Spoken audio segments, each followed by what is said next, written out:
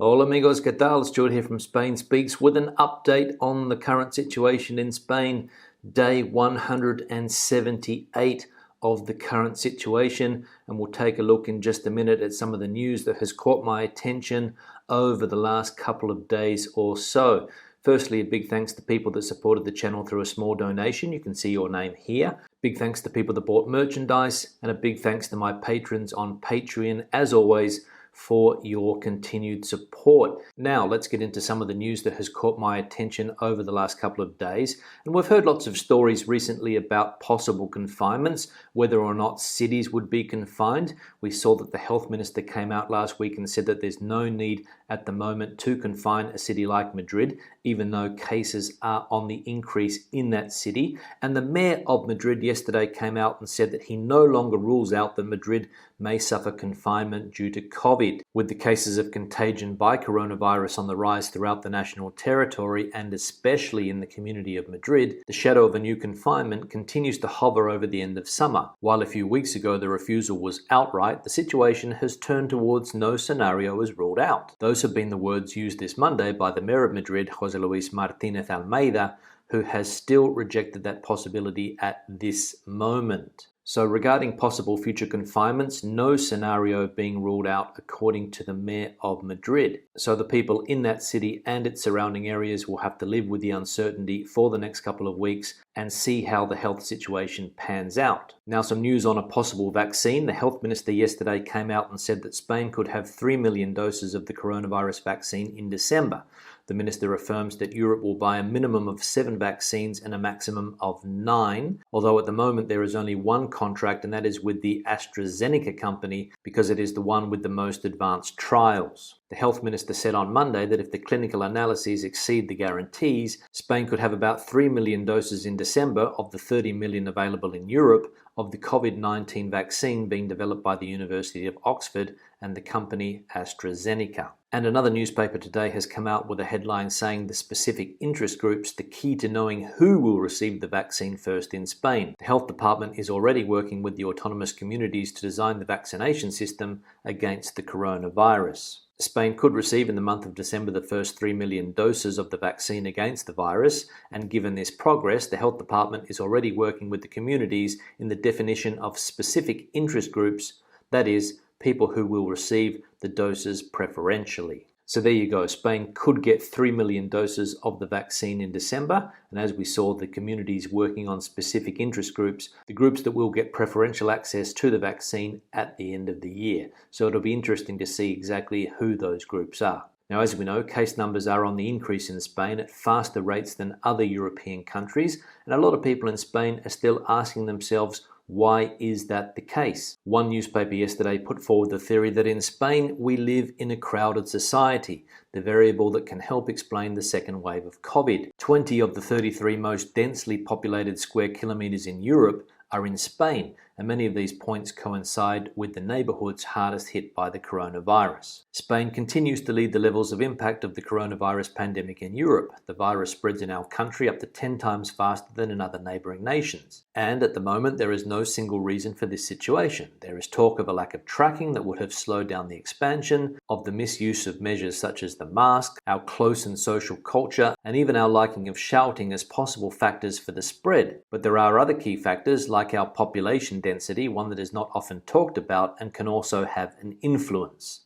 So lots of different theories as to why the virus spreads faster in Spain than in neighboring countries. And of course, population density could be one of the problems. If you've ever been to a city like Madrid or Barcelona, you will know that those are very, very dense cities. Everybody living in flats on top of each other, very narrow streets. If you take a walk around some of the streets in some of those inner city neighborhoods in a city like Madrid, you will realize that you can't escape crowds and a lot of people. That's the way people live in Spanish cities. And of course, when there's a virus on the loose, a densely populated city is the last place you want to be. Now let's have a look at the health situation in Spain, looking at the map and the graph from El Confidencial. Firstly, taking a look at the graph at the right of the image and checking out the curve. We can see here that the number of cases continues to rise, but the death rate remains relatively flat. In the last 7 days, there's been a 6.08 increase in contagion. Hospitalizations are down 6%, and deaths are down 7.4%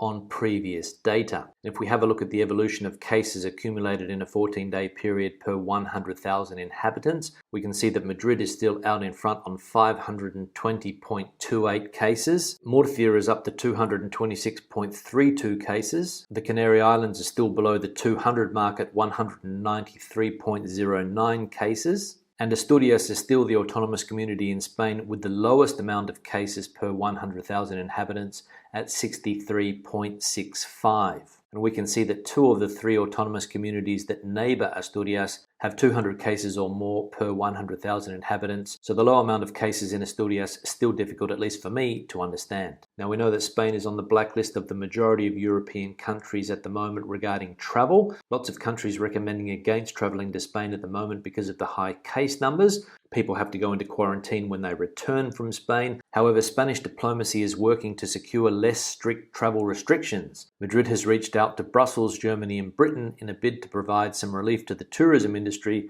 which has been devastated by the coronavirus pandemic. The map of travel restrictions affecting Spain is looking increasingly red these days. Over 100 countries, including a few European ones, have banned transit from Spain or have cut off travel links with the country entirely due to the virus situation. Another 65 countries have introduced disincentives such as quarantines and PCR tests, according to data provided by the Spanish Foreign Ministry. So we'll see if Spanish diplomacy is able to change these countries' minds. It's going to be a difficult task, but of course the tourism industry in desperate need of visitors. Now, over the last few months, there's been lots of strange stories in the Spanish press. We saw the other day the story of the super spreader in the Canary Islands, the story about one man who apparently spread the virus to 140 people. And yesterday in the Basque Country, there was a woman arrested when surfing because she skipped confinement after testing positive. A woman was arrested yesterday on a beach in San Sebastian for serious disobedience to authorities for refusing to stop surfing and ignoring the requirements of the police officers who knew that she had skipped confinement after having tested positive for COVID-19. As reported by the Basque Department of Security, a citizen alerted the local police at midday that a woman who had tested positive for coronavirus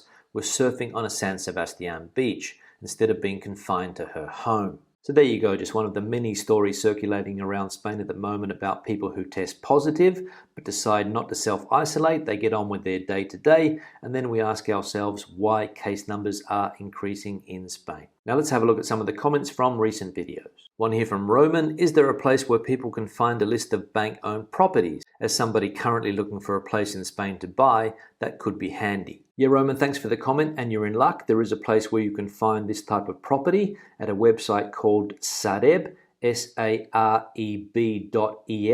Sareb.es is where you can find all of these properties. This is an organization that was set up a few years ago by the Spanish government so that banks could put all of their toxic assets into it, and then the Sareb manages those assets and they try to sell them. And in the past, you could pick up some bargains on that website. And a lot of the banks also have their own companies where they sell these assets as well. For example, Banco Santander has a couple of companies also that sell these assets: houses, industrial properties, parking spaces, and I think one of the Banco Santander companies is called Altamira. So you can check that out. One here from Noah: thank you, Stuart. As a father of 2, I expect your comments on the opening of the school season in Spain. Yeah, Noah, thanks for the comment, and don't worry, I will give everybody a detailed explanation of how this pans out over the next couple of weeks. Of course, my son doesn't go back to school until the 17th, so when he does go back, I'll keep people informed of what's going on, whether it's a safe environment, whether there's any outbreaks at the school. Of course, he's starting a new school this year, but I will also keep in contact with some of the parents from his old school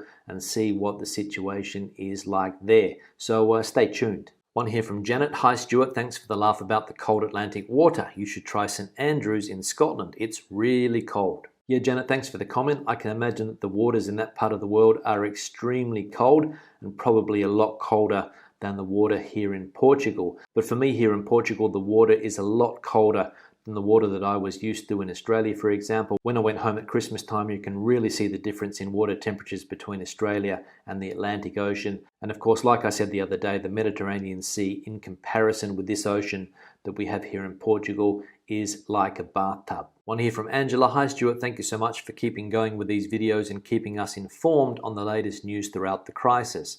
My house sale in the UK is almost complete, and it looks like I'll be arriving at my new home on the east coast of Valencia within the next 3 weeks. I've been learning Spanish over the last 2 years, and whilst I definitely still have lots more to learn, there are classes in my new hometown, and I will be signing up as soon as I get there, so I'm confident I can continue to learn and improve.